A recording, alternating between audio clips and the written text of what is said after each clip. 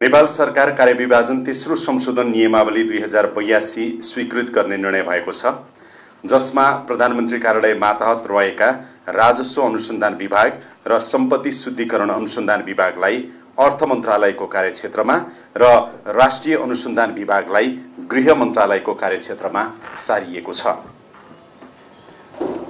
त्यस्तै दोस्रो, विश्वव्यापी आवधिक पुनरावलोकन चौथो चक्रको राष्ट्रिय प्रतिवेदन स्वीकृत गर्ने र उक्त प्रतिवेदन परराष्ट्र मन्त्रालय मार्फत संयुक्त राष्ट्रसङ्घको मानवाधिकार परिषदमा पेश गर्ने निर्णय भएको छ।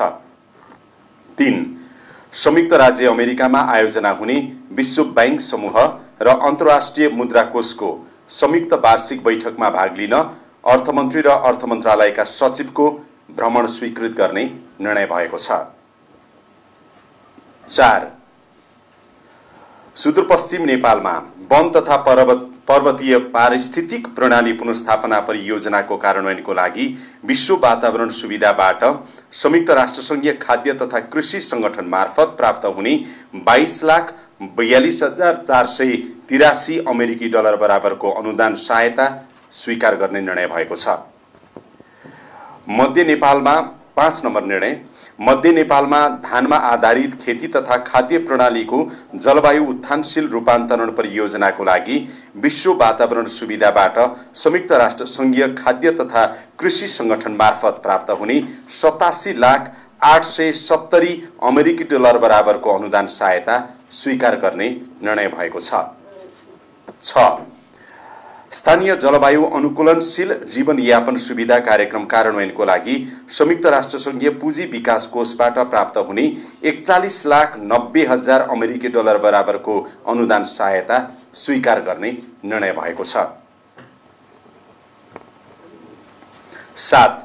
राज्य कोषबाट लगानी भएका प्रतिष्ठान, बोर्ड, समिति तथा सार्वजनिक संस्थान लगायत निकायका पदाधिकारी तथा कर्मचारीको पारिश्रमिक तथा सेवा सुविधामा एकरूपता कायम गर्ने सम्बन्धी पूर्व सचिव श्री रामु प्रसाद डोटेलको संयोजकत्वमा गठित सुझाव कार्यदलको कार्य अवधि 45 दिन थप गर्ने निर्णय भएको छ।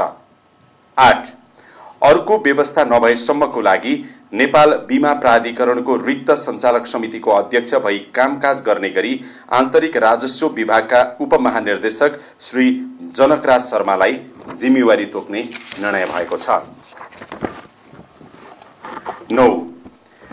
2082 भदौ 23 र 24 को प्रदर्शनका क्रममा मृत्यु भई पहिचान खुलेका मृतक नेपाली नागरिकका परिवारलाई भाग्ने क्रममा मृत्यु भएका कैदीबन्दी र बालबन्दी बाहेक प्रति परिवार 10 लाखको दरले आर्थिक सहायता र काजक्रिया खर्च, खाना खर्च र यातायात खर्च बापत 5 लाखका दरले आर्थिक सहायता उपलब्ध गराउने निर्णय भएको छ।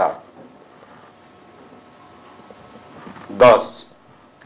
6 महानगरपालिका र 11 उपमहानगरपालिका क्षेत्रमा एक पटकमा 3 करोड भन्दा बढीको घर जग्गा कारोबार गर्दा इजाजत पत्र लिने व्यवस्था सम्बन्धी सूचना नेपाल राजपत्रमा प्रकाशन गर्ने निर्णय भएको छ। 11. नेपाली सेनातर्फ 2 जना प्रमुख सेनानीको महासेनानी पदमा बढुवा गर्ने, 9 जना महासेनानीको सहायक रथीमा बढुवा गर्ने, 3 जना सहायक रथीको सरुवा गर्ने निर्णय भएको छ। 12. संघीय मामिला तथा सामान्य प्रशासन मन्त्रालय र अन्तर्गतका निकायहरूको संगठन तथा व्यवस्थापन सर्वेक्षण गर्न पूर्व स्वीकृति दिने निर्णय भएको छ। 13. अनलाइन सञ्चार माध्यम दर्ता गर्ने प्रयोजनको लागि सूचना तथा प्रसारण विभागको महानिर्देशकलाई स्थानीय अधिकारीको रूपमा तोक्ने निर्णय भएको छ। 14.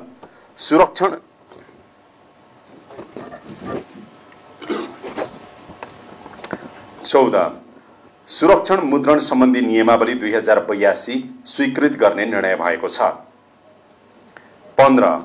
सञ्चार तथा सूचना प्रविधि मन्त्रीलाई नेपाल सरकारको प्रवक्ता तोक्ने निर्णय भएको छ। नेपाल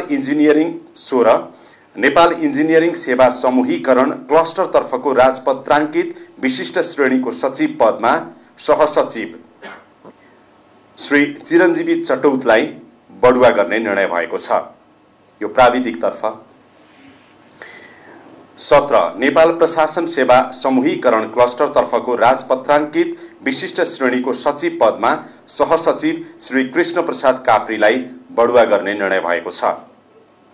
18 नेपाल सरकार मन्त्री परिषदका राजनीतिक समिति, आर्थिक तथा पूर्वाधार समिति, प्रशासन समिति, विधेयक समिति र सामाजिक समिति गठन गर्ने निर्णय भएको छ।